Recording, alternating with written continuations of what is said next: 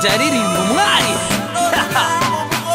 Mr. Say ndaririmba umutegarugori yatabaho ntacyo twari kuzigezaho.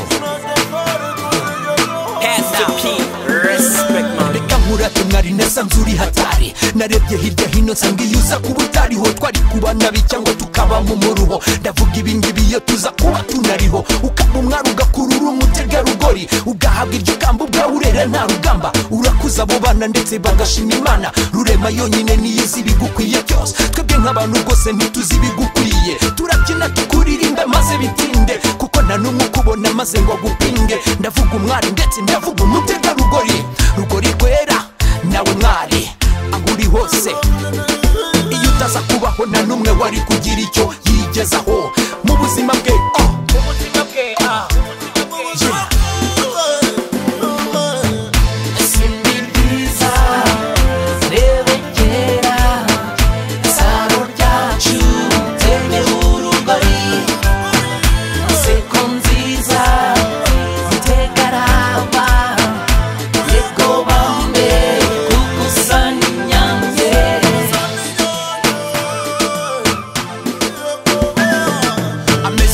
Tugenda wigengesereye udahugahuga wanga ko mpungabungabana, ufureba neza umbera imfuru ndinda ubukonje. Iyumvire mwari ndatwa mubyeyi w'ikigongwe, nge nzaguha umudari ndetse nzaguha igikombe. Nza kuririmba mu misozi no mu bikombe, n'akarusho ndavuga bo mu misozi igihumbi. Mu byo ukora